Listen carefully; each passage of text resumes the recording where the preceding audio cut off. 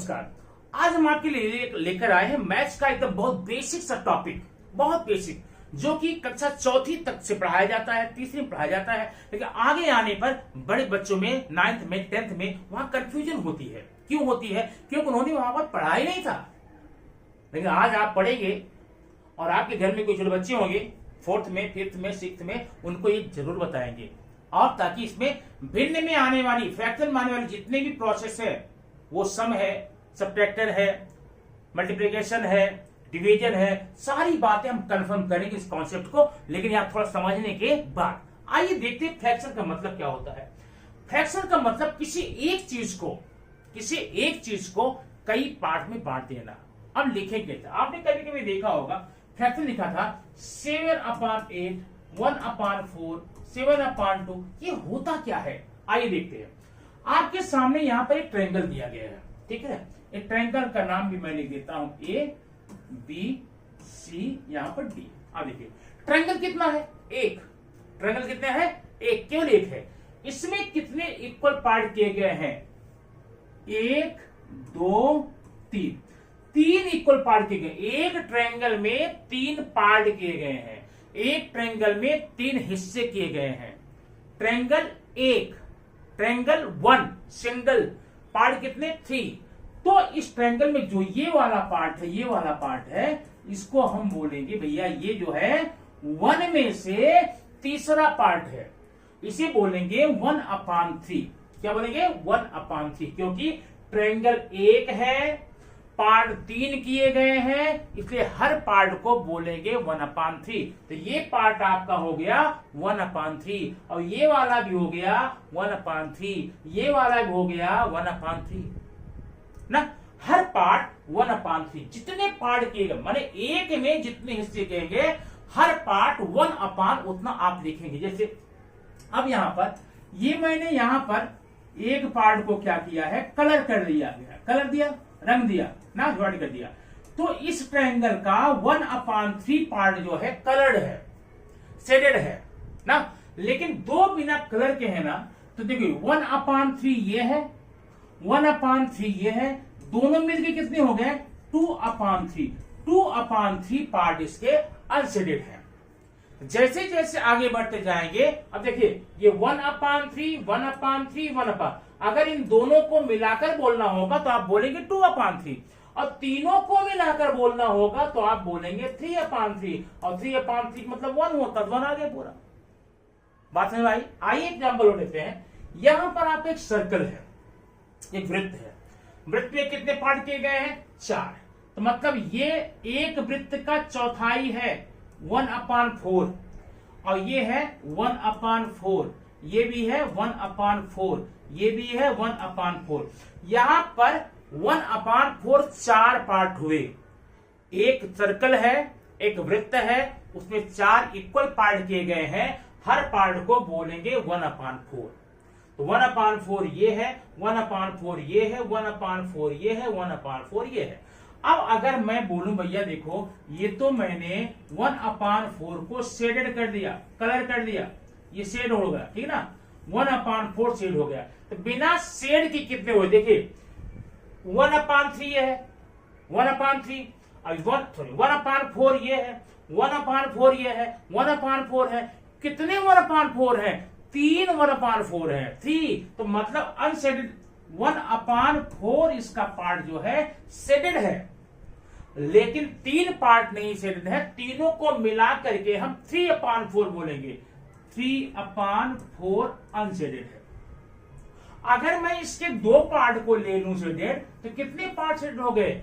1 2, माने 1/4 ये, 1/4 ये, दोनों मिलकर हो गए 2/4। 2/4 शेडेड है, और बाकी 2/4 ये, 1/4 ये है, 1/4 ये है, ये अनशेडेड है। क्लियर? अच्छा, जरा हम देखते हैं और आगे इस सर्कल और यहां पर उसको देखें। इस सर्कल में कितने पार्ट हैं? इस सर्कल में पार्ट देखिए 1 2 3 4 5 6 7 8, मान लीजिए इक्वल पार्ट है। तो सर्कल कितना? 1। पूरा सर्कल कितना? 1 है।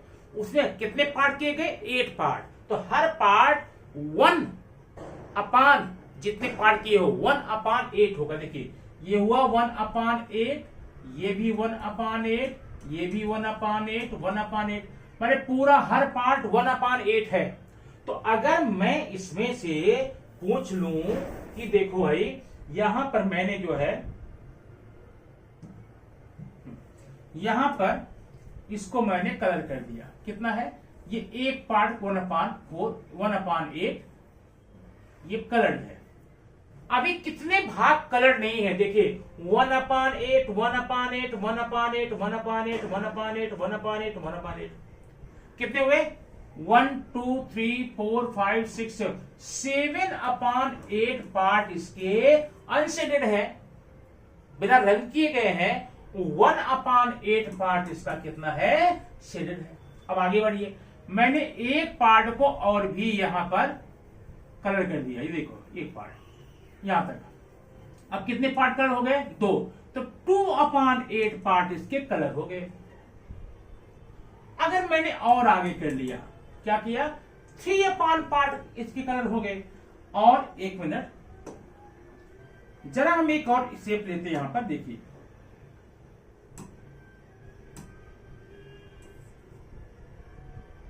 ये देखिए ये है एक हिस्सा है कोई पार्ट का है।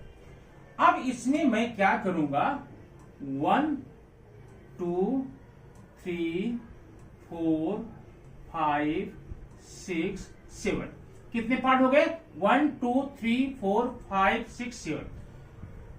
एक ही लंबाई का कोई भी ऑब्जेक्ट है, कोई वस्तु है, उसके कितने पार्ट किए गए, 7 इक्वल पार्ट किए गए।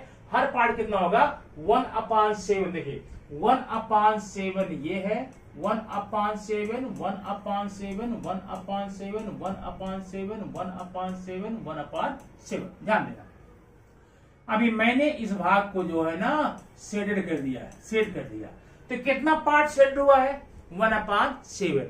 और कितना पार्ट 1 शेडेड नहीं है, कितना पार्ट शेडेड नहीं है, अनशेडेड है। तो यहां पर 7 पार्ट थे, 7 हिस्से थे।